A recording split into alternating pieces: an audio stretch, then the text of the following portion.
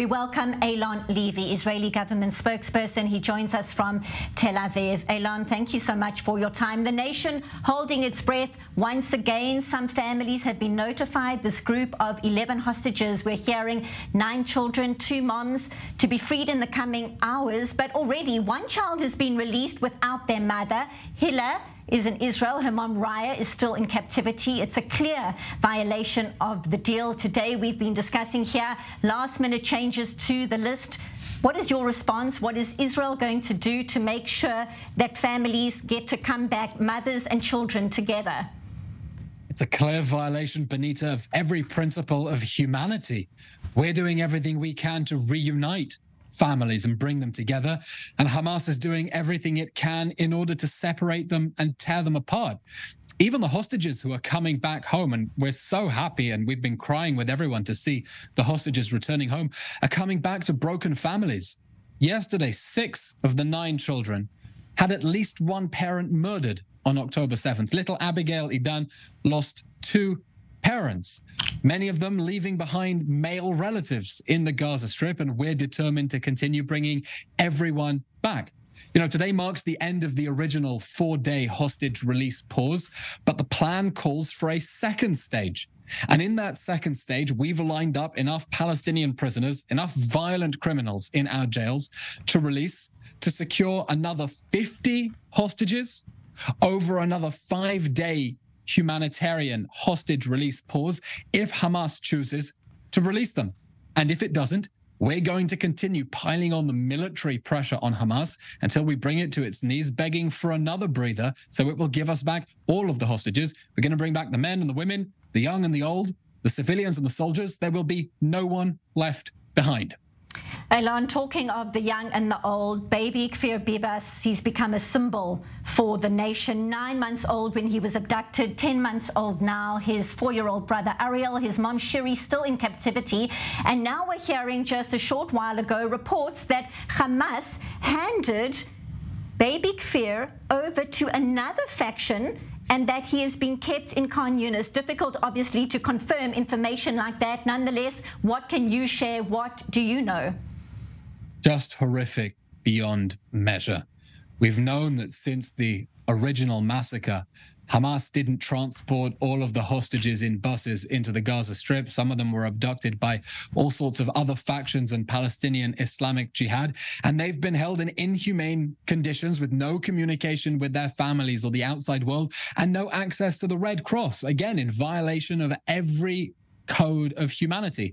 And if that is true, the report that you are citing there, then I think it's only a reminder about the sheer evil of the terror organization we are dealing with and why this war has to end with the end of Hamas. As difficult as it is, as painful as it is, a terror organization that abducts a little baby, a 9-month-old baby, and doesn't immediately hand him back and say, oops, we shouldn't have done that, and holds him on as hostage, and according to the report you said, maybe even handed him over to another terrorist faction.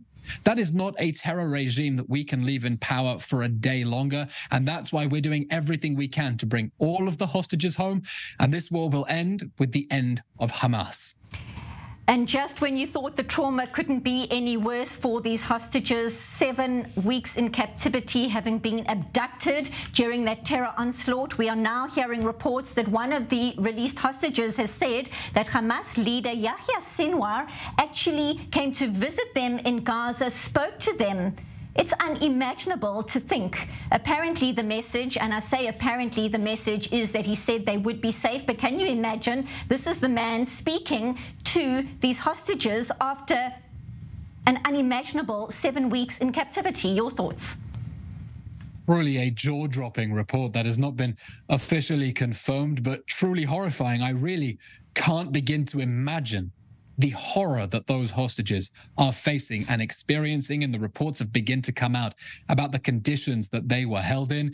It's not only their families who've been held in the dark, they have been held in the dark. They know nothing about what happened after they were abducted, which family members were murdered, who else might have been abducted and being held in a neighboring tunnel. This is a twisted and evil regime that is acting without any semblance of humanity. And that's why Perhaps in contrast to other conflicts or rounds of fighting, everyone in Israel is so united around this goal of victory against Hamas because we understand that we are fighting for humanity.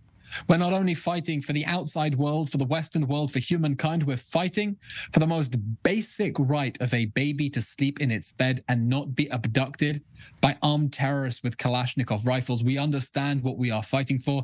And I think that gives Israel a lot of strength, because we know we cannot abandon our friends and families in those tunnels, and we cannot return to a world in which our friends and families, each and every one of us in this country, is vulnerable to an army of terror that can decide at any moment to invade our borders and snatch us into its tunnels. What kind of pressure, Eylon, is Israel putting on the Red Cross? You spoke about it a little bit earlier in terms of getting access. We are understanding there could be 178 hostages still inside Gaza. Many need medication. Many are elderly, not to mention the trauma that they have been through. What kind of pressure is Israel putting on the Red Cross to do its job? Unfortunately, the Red Cross can't go in all guns a-blazing to see the hostages. Not that I think it would, even if it could. It is ultimately Hamas that has to give them access to see the hostages. Until then, until it sees them, it is essentially a glorified taxi service. Now, I think there are many things the Red Cross could be doing if it wanted to put pressure on Hamas. Because if you've been following their social media and the statements by their officials, they have leaned in quite strongly into parroting the Palestinian line in this story and maligning Israel and supporting that propaganda war.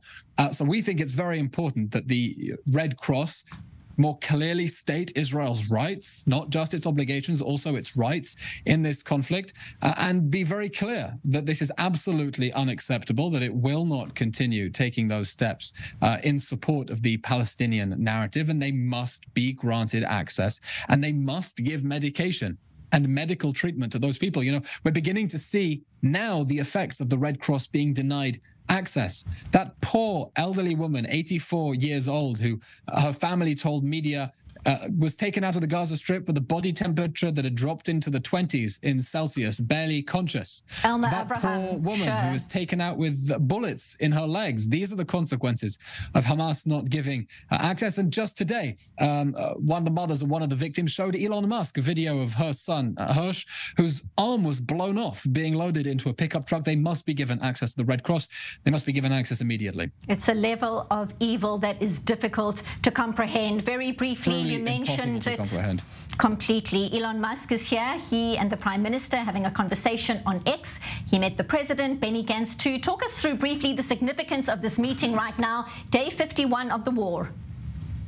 Mr. Musk is not only the wealthiest man in the world, he is also the owner of one of the most influential social media platforms, certainly when it comes to journalists and other academics, a platform in which we've seen a lot of incitement and hate speech and downright hateful lies and propaganda against the state of Israel. And we welcome, of course, the visit by any world leader or influential voice who wants to come and bear witness to the atrocities of October 7th, repeat what they saw, tell all of their followers, the people who hang on to their every word, who look up to them for inspiration, what they saw, and help to understand why Israel is fighting this wretched war that we didn't want, we didn't start, we didn't expect, but Hamas dragged us into with those atrocities, the atrocities that world leaders are going back and telling their people about.